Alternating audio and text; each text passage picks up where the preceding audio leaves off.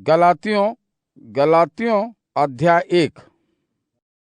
पौलुस की ओर से, जो एक प्रेरित है, जिसने एक ऐसा सेवा व्रत धारण किया है जो उसे न तो मनुष्यों से प्राप्त हुआ है और न किसी एक मनुष्य द्वारा दिया गया है, बल्कि यीशु मसीह द्वारा उस परम पिता परमेश्वर से, जिसने यीशु मसीह को मरे हुओं में से फिर से जिला दिया था, दिया गया है।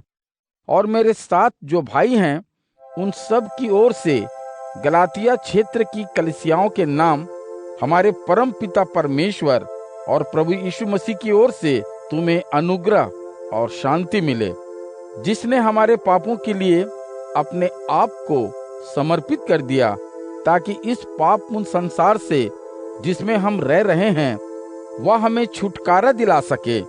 हमारे परम पिता परमेश्वर की यही इच्छा है।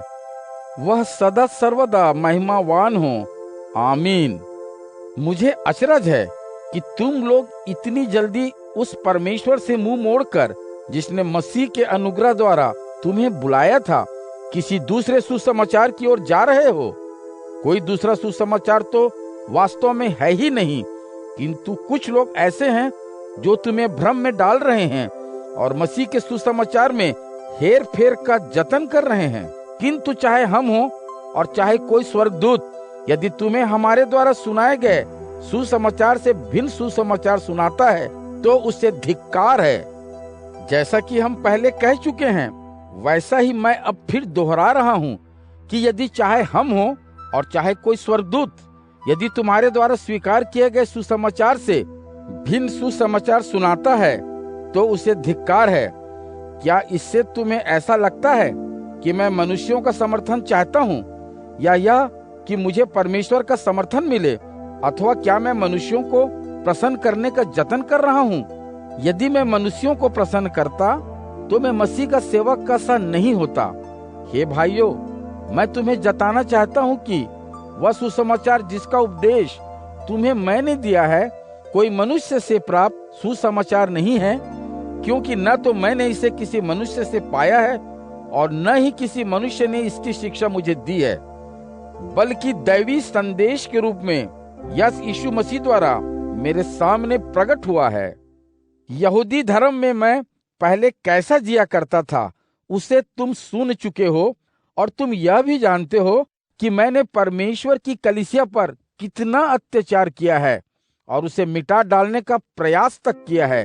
यहूदी धर्म के पालने में मैं अपने युग के समकालीन यहूदियों से आगे था, क्योंकि मेरे पूर्वजों से जो परंपराएं मुझे मिली थीं, उनमें मेरी उत्साहपूर्ण आस्था थी।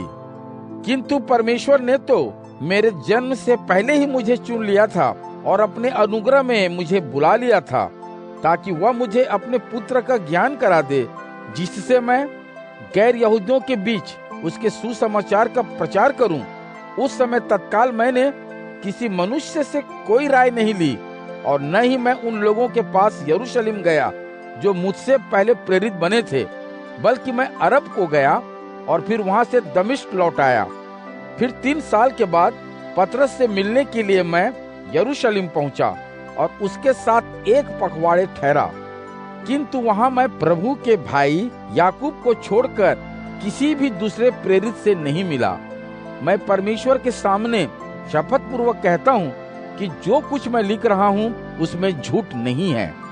उसके बाद मैं सीरिया और किलिकिया के प्रदेशों में गया, किंतु यहूदिया के मसीह को मानने वाले कलीसिया व्यक्तिगत रूप से मुझे नहीं जानते थे, किंतु वे लोगों को कहते सुनते थे, वही व्यक्ति जो पहले हमें सताया करता था, उसी विश्वास यानी उसी मत का प्रचार कर रहा है जिसे उसने कभी नष्ट करने का प्रयास किया था। मेरे कारण उन्होंने परमेश्वर की स्तुति की।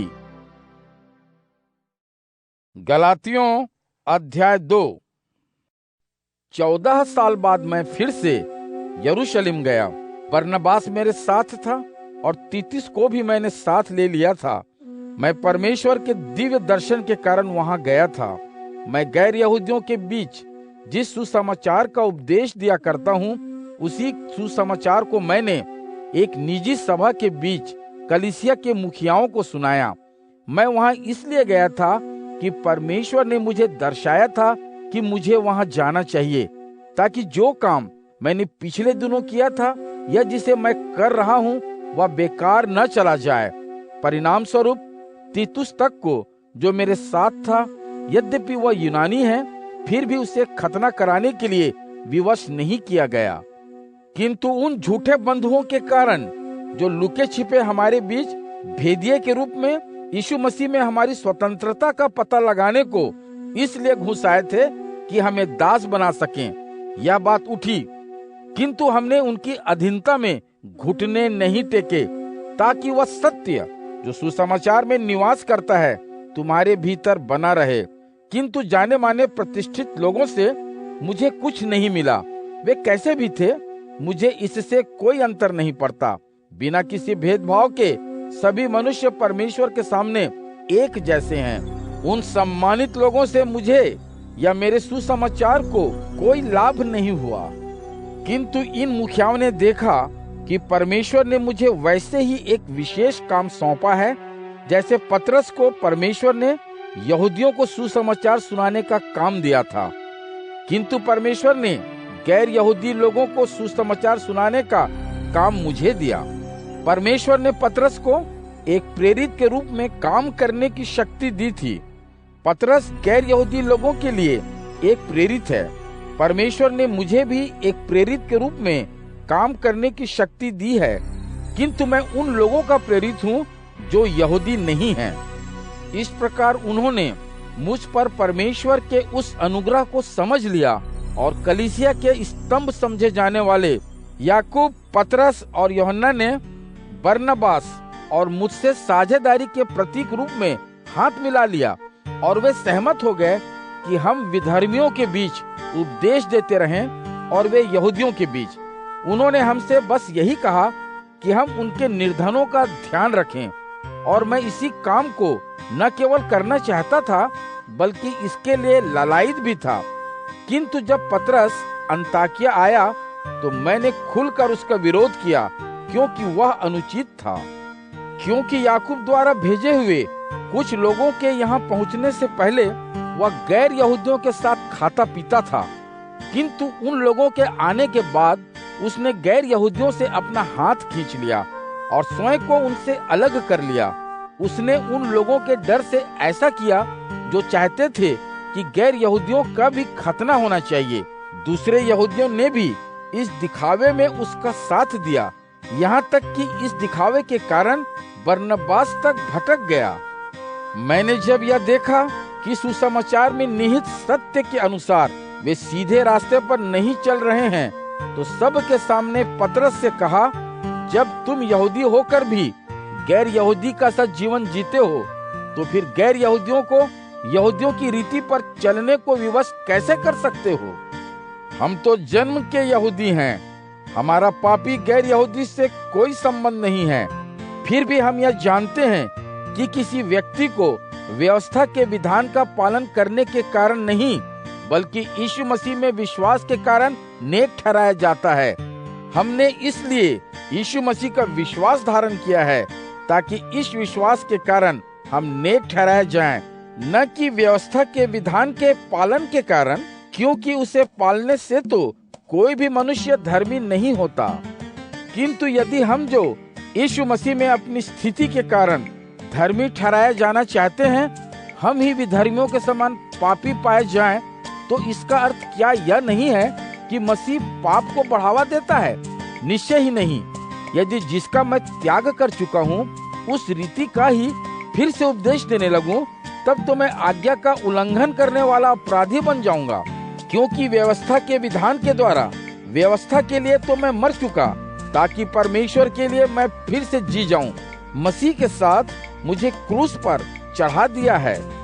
इसी से अब आगे मैं जीवित नहीं हूँ, किंतु मसीह मुझ में जीवित है। सो इस शरीर में अब मैं जिस जीवन को जी रहा हूँ, यह तो विश्वास पर टिका है, परमेश्वर के उस पुत्र के प्रति विश्वास पर जो मुझसे प्रेम करता था और जिसने अपने आप को मेरे लिए अर्पित कर दिया। मैं परमेश्वर के अनुग्रह को नहीं नकार रहा हूँ, किंतु यदि धार्मिकता व्यवस्था के विधान के द्वारा परमेश्वर से नाता जुड़ा पाता तो मसीह बेकार ही अपने प्राण क्यों देता? गलातियों अध्याय 3। हे मूर्ख गलातियों, तुम पर किसने जादू कर दिया है? तुम्हें तो सब के सामने यीशु मसीह को क्रूस पर कैसे चढ़ाया गया था इसका पूरा विवरण दे दिया गया था। मैं तुमसे बस इतना जानना चाहता हूँ कि तुमने आत्मा का वरदान क्या व्यवस्था के विधान को पालने से पाया था अथवा सुसमाचार के सुनने और उस पर विश्वास करने से? क्या तुम इतने मूर्ख हो सकते हो कि जिस जीवन को तुमने आत्मा से आरंभ किया उसे अब हाड़ मांस के शरीर के शक्ति से पूरा करोगे? तुमने इतने कष्ट क्या बेकार ही उठाए? आशा है कि वे बेकार नहीं थे। परमेश्वर जो तुम्हें आत्मा प्रदान करता है और जो तुम्हारे बीच आश्चर्य कर्म करता है, वह यह इसलिए करता है कि तुम व्यवस्था के विधान को पालते हो, या इसलिए कि तुमने सुसमाचार को सुना है और उस पर विश्वास किया है। यह वैसे ही है जैसे कि इब्राहिम के विषय में शास्त्र कहता है, उसने परमेश्वर में विश्वास किया और यह उसके लिए धार्मिकता गिनी गई। तो फिर तुम यह जान लो, इब्राहिम के सच्चे वंशज वे ही हैं जो विश्वास करते हैं। शास्त्र ने पहले ही बता दिया था, परमेश्वर गैर यहूदियों को भी उनके विश्वास के कारण धर्मी ठहराएगा। और इन शब्दों के साथ पहले से ही इब्राहिम को परमेश्वर द्वारा सुसमाचार से अवगत करा दिया गया था। इसलिए वे लोग जो विश्वास करते हैं विश्वासी इब्राहिम के साथ आशीष पाते हैं। किंतु वे सभी लोग जो व्यवस्था के विधानों के पालन पर निर्भर रहते हैं वे तो किसी अभिशाप के अधीन हैं। शास्त्र में लिखा है, ऐसा हर व्यक्ति शापित है जो व्यवस्था के विधान की पुस्तक में लिखी हर बात का लगन के साथ पालन नहीं करता। अब यह स्पष्ट है कि व्यवस्था के विधान के द्वारा परमेश्वर के सामने कोई भी नेक नहीं ठहरता है, क्योंकि शास्त्र के अनुसार धर्मी व्यक्ति विश्वास के सहारे जिएगा। किंतु व्यवस्था का विधान तो विश्वास पर नहीं टिका है, बल्कि शास्त्र के अनुसार जो व्यवस्था के विधान को पालेगा वह उन्हीं के सहारे जिएगा। मसीह ने हमारे शाप को अपने ऊपर लेकर व्यवस्था के विधान के शाप से हमें मुक्त कर दिया। शास्त्र कहता है, हर कोई जो वृक्ष पर टांग दिया जाता है शापित है। मसीह ने हमें इसलिए मुक्त किया कि इब्राहिम को दी गई आशीष मसीह यीशु के द्वारा गैर यहूदियों को भी मिल सके, ताकि विश्वास के द्वारा हम उस आत्मा को प्राप्त करें जिसका वचन दिया गया था। हे भाइयों, अब मैं तुम्हें दैनिक जीवन से एक उदाहरण देने जा रहा हूँ। देखो, जैसे किसी मनुष्य द्वारा कोई करार कर लिया जाने पर न तो उसे रद्द किया जा सकता है और न ही उसमें से कुछ घटाया जा सकता है और न बढ़ाया, वैसे ही इब्राहिम और उसके भावी वंशज के साथ की गई प्रतिज्ञा के संदर्भ में भी है। देखो, शास्त्र यह नहीं कहता और उसके वंशजों को यदि ऐसा होता तो बहुतों की ओर संकेत होता, किंतु शास्त्र में एक वचन का प्रयोग है। शास्त्र कहता है, और तेरे वंशज को जो मसीह है। मेरा अभिप्राय यह है कि जिस करार को परमेश्वर ने पहले ही सुनिश्चित कर दिया उसे 430 साल बाद आने वाला व्यवस्था का विधान नहीं बदल सकता और न ही उसके वचन को नकारा ठहरा सकता है, क्योंकि यदि उत्तराधिकार व्यवस्था के विधान पर टिका है तो फिर वह वचन पर नहीं टिकेगा, किंतु परमेश्वर ने उत्तराधिकार वचन के द्वारा मुक्त रूप से इब्राहिम को दिया था। फिर भला व्यवस्था के विधान का प्रयोजन क्या रहा? आज्ञा उल्लंघन के अपराध के कारण व्यवस्था के विधान को वचन से जोड़ दिया गया था, ताकि जिसके लिए वचन दिया गया था उस वंशज के आने तक वह रहे। व्यवस्था का विधान एक मध्यस्थ के रूप में मूसा की सहायता से स्वर्गदूत द्वारा दिया गया था। अब देखो, मध्यस्थ तो दो के बीच होता है, किंतु परमेश्वर तो एक ही है। क्या इसका यह अर्थ है कि व्यवस्था का विधान परमेश्वर के वचन का विरोधी है? निश्चित रूप से नहीं, क्योंकि यदि ऐसी व्यवस्था का विधान दिया गया होता जो लोगों में जीवन का संचार कर सकता, तो वह व्यवस्था का विधान ही परमेश्वर के सामने धार्मिकता को सिद्ध करने का साधन बन जाता। किंतु शास्त्र ने घोषणा की है कि यह समूचा संसार पाप की शक्ति के अधीन है, ताकि यीशु मसीह में विश्वास के आधार पर जो वचन दिया गया है वह विश्वासी जनों को भी मिले। इस विश्वास के आने से पहले हमें व्यवस्था के विधान की देखरेख में इस आने वाले विश्वास के प्रकट होने तक बंदी के रूप में रखा गया। इस प्रकार व्यवस्था के विधान हमें मसीह तक ले जाने के लिए एक कठोर अभिभावक था, ताकि अपने विश्वास के आधार पर हम नेक ठहरें। अब जब यह विश्वास प्रकट हो चुका है, तो हम उस कठोर अभिभावक के अधीन नहीं हैं। यीशु मसीह में विश्वास के कारण तुम सभी परमेश्वर की संतान हो, क्योंकि तुम सभी जिन्होंने मसीह का बपतिस्मा ले लिया है मसीह में समा गए हो। सो अब किसी में कोई अंतर नहीं रहा, न कोई यहूदी रहा न गैर यहूदी, न दास रहा न स्वतंत्र, न पुरुष रहा न स्त्री, क्योंकि यीशु मसीह में तुम सब एक हो। और क्योंकि तुम मसीह के हो, तो फिर तुम इब्राहिम के वंशज हो, और परमेश्वर ने जो वचन इब्राहिम को दिया था उस वचन के उत्तराधिकारी हो। गलातियों अध्याय 4। मैं कहता हूँ कि उत्तराधिकारी जब तक बालक है, तो चाहे सब कुछ का स्वामी वही होता है, फिर भी वह दास से अधिक कुछ नहीं रहता। वह अभिभावकों और घर के सेवकों के तब तक अधीन रहता है जब तक उसके पिता द्वारा निश्चित समय नहीं आ जाता।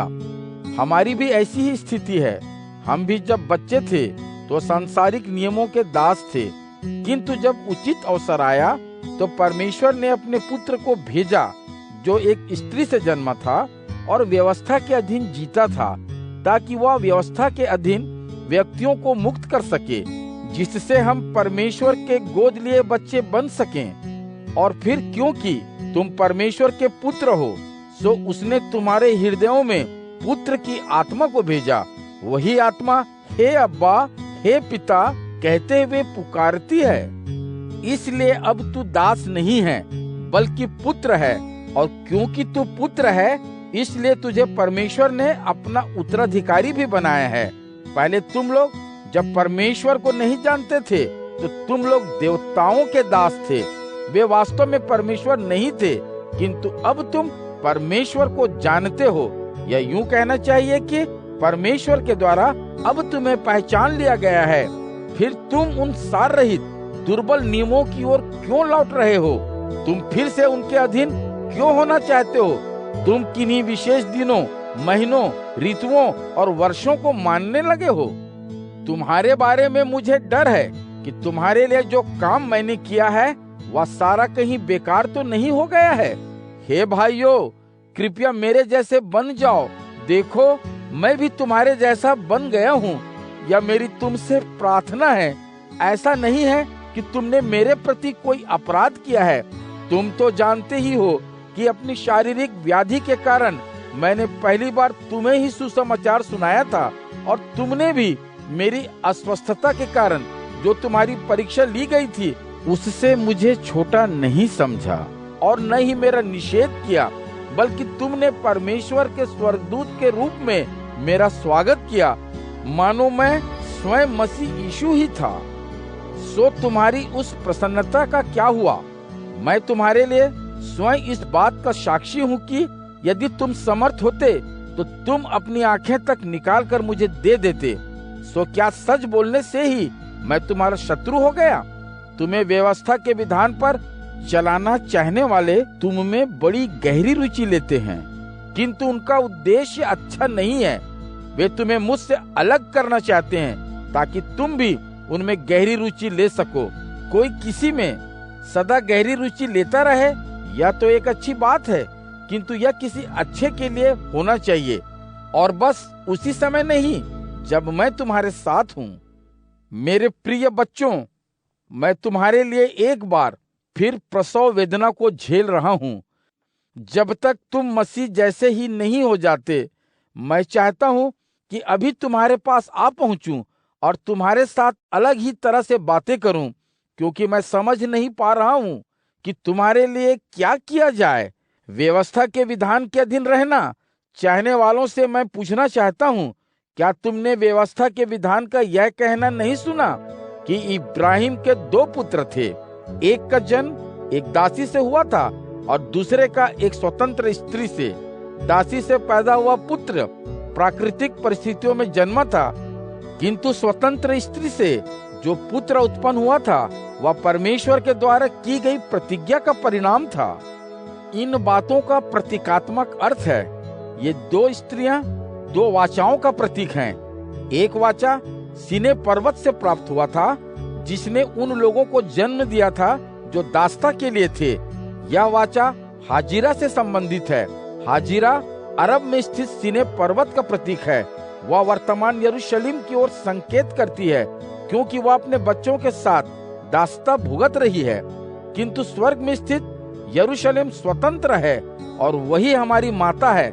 शास्त्र कहता है, बांझ आनंद मना, तूने किसी को न जना, हर्षनाद कर, तुझको प्रसव वेदना न हुई, और हंसी खुशी में खिलखिला, क्योंकि परित्यक्ता की अनगिनत संतानें हैं, उसकी उतनी नहीं है जो पतिवंती है। इसलिए भाइयों, अब तुम इसहाक की जैसी परमेश्वर के वचन की संतान हो, किंतु जैसे उस समय प्राकृतिक परिस्थितियों के अधीन पैदा हुआ आत्मा की शक्ति से उत्पन्न हुए को सताता था, वैसी ही स्थिति आज है। किंतु देखो पवित्र शास्त्र क्या कहता है। इस दासी और इसके पुत्र को निकाल कर बाहर करो, क्योंकि यह दासी पुत्र तो स्वतंत्र स्त्री के पुत्र के साथ उत्तराधिकारी नहीं होगा। इसलिए हे भाइयों, हम उस दासी की संतान नहीं हैं, बल्कि हम तो स्वतंत्र स्त्री की संतानें हैं। गलातियों अध्याय 5। मसीह ने हमें स्वतंत्र किया है ताकि हम स्वतंत्रता का आनंद ले सकें। इसलिए अपने विश्वास को दृढ़ बनाए रखो और फिर से व्यवस्था के विधान के जुए का बोझ मत उठाओ। सुनो, स्वयं मैं पौलुस तुमसे कह रहा हूं कि यदि खतना कराकर तुम फिर से व्यवस्था के विधान की ओर लौटते हो तो तुम्हारे लिए मसीह का कोई महत्व नहीं रहेगा। अपना खतना कराने देने वाले प्रत्येक व्यक्ति को मैं एक बार फिर से जताए देता हूं कि उसे समूचे व्यवस्था के विधान पर चलना अनिवार्य है। तुम में से जितने भी लोग व्यवस्था के पालन के कारण धर्मी के रूप में स्वीकृत होना चाहते हैं, वे सभी मसीह से दूर हो गए हैं और परमेश्वर के अनुग्रह के क्षेत्र से बाहर हैं। किंतु हम विश्वास के द्वारा परमेश्वर के सामने धर्मी स्वीकार किए जाने की आशा रखते हैं। आत्मा की सहायता से हम इसकी बाट जोड़ रहे हैं, क्योंकि मसीह यीशु में स्थिति के लिए न तो खतना कराने का कोई महत्व है और न खतना नहीं कराने का, बल्कि उसमें तो प्रेम से पैदा होने वाले विश्वास का ही महत्व है। तुम तो बहुत अच्छी तरह एक मसीह का जीवन जीते रहे हो। अब तुम्हें ऐसा क्या है जो सत्य पर चलने से रोक रहा है? ऐसी विमति जो तुम्हें सत्य से दूर कर रही है, तुम्हारे बुलाने वाले परमेश्वर की ओर से नहीं आई है। थोड़ा सा खमीर गुथे हुए समूचे आटे को खमीर से उठा लेता है।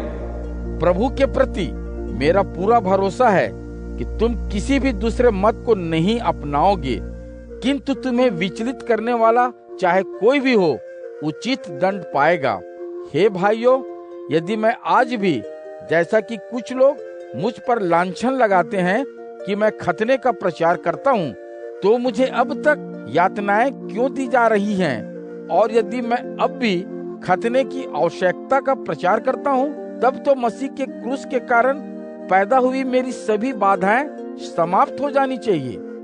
मैं तो चाहता हूँ कि वे जो तुम्हें डिगाना चाहते हैं, खतना कराने के साथ साथ अपने आप को बघिया ही करा डालते। किंतु भाइयों, तुम्हें परमेश्वर ने स्वतंत्र रहने को चुना है, किंतु उस स्वतंत्रता को अपने आप पूर्ण स्वभाव की पूर्ति का साधन मत बनने दो। इसके विपरीत प्रेम के कारण परस्पर एक दूसरे की सेवा करो, क्योंकि समूचे व्यवस्था के विधान का सार संग्रह इस एक कथन में ही है, अपने साथियों से वैसे ही प्रेम करो जैसे तुम अपने आप से करते हो। किंतु आपस में काट करते हुए यदि तुम एक दूसरे को खाते रहोगे तो देखो तुम आपस में ही एक दूसरे को समाप्त कर दोगे। किंतु मैं कहता हूं कि आत्मा के अनुशासन के अनुसार आचरण करो और अपनी पापपूर्ण प्रकृति की इच्छाओं की पूर्ति मत करो, क्योंकि शारीरिक भौतिक अभिलाषाएं पवित्र आत्मा की अभिलाषाओं के और पवित्र आत्मा की अभिलाषाएं शारीरिक भौतिक अभिलाषाओं के विपरीत होती हैं। इनका आपस में विरोध है, इसलिए तो जो तुम करना चाहते हो वह कर नहीं सकते। किंतु यदि तुम पवित्र आत्मा के अनुशासन में चलते हो तो फिर व्यवस्था के विधान के अधीन नहीं रहते। अब देखो, हमारे शरीर की पापपूर्ण प्रकृति के कामों को तो सब जानते हैं। वे हैं व्यभिचार, अपवित्रता, भोग विलास, मूर्ति पूजा, जादू टोना, बैर भाव, लड़ाई झगड़ा, डाह, क्रोध, स्वार्थीपन, मतभेद, फूट ईर्ष्या, नशा, लंपटता या ऐसी ही और बातें। अब मैं तुम्हें इन बातों के बारे में वैसे ही चेता रहा हूँ जैसे मैंने तुम्हें पहले ही चेता दिया था कि जो लोग ऐसी बातों में भाग लेंगे वे परमेश्वर के राज्य का उत्तराधिकार नहीं पाएंगे। जबकि पवित्र आत्मा प्रेम, प्रसन्नता, शांति, धीरज, दयालुता, नेकी, विश्वास, नम्रता और आत्म संयम उपजाता है। ऐसी बातों के विरोध में कोई व्यवस्था का विधान नहीं है। उन लोगों ने जो यीशु मसीह के हैं अपने पापपूर्ण मानव स्वभाव को वासनाओं और इच्छाओं समेत क्रूस पर चढ़ा दिया है। क्योंकि जब हमारे इस नए जीवन का स्रोत आत्मा है तो आओ आत्मा के ही अनुसार चलें। हम अभिमानी न बने, एक दूसरे को न चिढ़ाएं और न ही परस्पर ईर्ष्या रखें। गलातियों अध्याय 6। हे भाइयों, तुम में से यदि कोई व्यक्ति कोई पाप करते पकड़ा जाए तो तुम आध्यात्मिक जनों को चाहिए कि नम्रता के साथ उसे धर्म के मार्ग पर वापस लाने में सहायता करो और स्वयं अपने लिए भी सावधानी बरतो कि कहीं तुम स्वयं भी किसी परीक्षा में न पड़ जाओ। परस्पर एक दूसरे का भार उठाओ, इस प्रकार तुम मसीह की व्यवस्था का पालन करोगे। यदि कोई व्यक्ति महत्वपूर्ण न होते हुए भी अपने को महत्वपूर्ण समझता है तो वह अपने को धोखा देता है। अपने कर्म का मूल्यांकन हर किसी को स्वयं करते रहना चाहिए। ऐसा करने पर ही उसे अपने आप पर किसी दूसरे के साथ तुलना किए बिना गर्व करने का अवसर मिलेगा, क्योंकि अपना दायित्व हर किसी को स्वयं ही उठाना है। जिसे परमेश्वर का वचन सुनाया गया है उसे चाहिए कि जो उत्तम वस्तुएं उसके पास हैं उनमें अपने उपदेशक को साझी बनाए। अपने आप को मत छलो, परमेश्वर को कोई बुद्धू नहीं बना सकता, क्योंकि जो जैसा बोएगा वैसा ही काटेगा। जो अपनी काया के लिए बोएगा वह अपनी काया से विनाश की फसल काटेगा, किंतु जो आत्मा के खेत में बीज बोएगा वह आत्मा के द्वारा अनंत जीवन की फसल काटेगा। इसीलिए आओ हम भलाई करते कभी न थकें, क्योंकि यदि हम भलाई करते ही रहेंगे तो उचित समय आने पर हमें उसका फल मिलेगा। सो जैसे ही कोई अवसर मिले हमें सभी के साथ भलाई करनी चाहिए, विशेषकर अपने धर्म भाइयों के साथ। देखो, मैंने तुम्हें स्वयं अपने हाथ से कितने बड़े बड़े अक्षरों में लिखा है। ऐसे लोग जो शारीरिक रूप से अच्छा दिखावा करना चाहते हैं तुम पर खतना कराने का दबाव डालते हैं, किंतु वे ऐसा बस इसलिए करते हैं कि उन्हें मसीह के क्रूस के कारण यातनाएं न सहनी पड़े, क्योंकि वे स्वयं भी जिनका खतना हो चुका है व्यवस्था के विधान का पालन नहीं करते, किंतु फिर भी वे चाहते हैं कि तुम खतना कराओ ताकि वे तुम्हारे द्वारा इस शारीरिक प्रथा को अपनाए जाने पर डिंगे मार सकें। किंतु जिसके द्वारा मैं संसार के लिए और संसार मेरे लिए मर गया। प्रभु यीशु मसीह के उस क्रूस को छोड़कर मुझे और किसी पर गर्व न हो, क्योंकि न तो खतने का कोई महत्व है और न बिना खतने का। यदि महत्व है तो वह नई सृष्टि का है। इसलिए जो लोग इस धर्म नियम पर चलेंगे उन पर और परमेश्वर के इस्राएल पर शांति तथा दया होती रहे। पत्र को समाप्त करते हुए मैं तुमसे विनती करता हूँ कि अब मुझे कोई और दुख मत दो, क्योंकि मैं तो पहले ही अपने देह में यीशु के घावों को लिए घूम रहा हूँ। हे भाइयों, हमारे प्रभु यीशु मसीह का अनुग्रह तुम्हारी आत्माओं के साथ बना रहे। आमीन।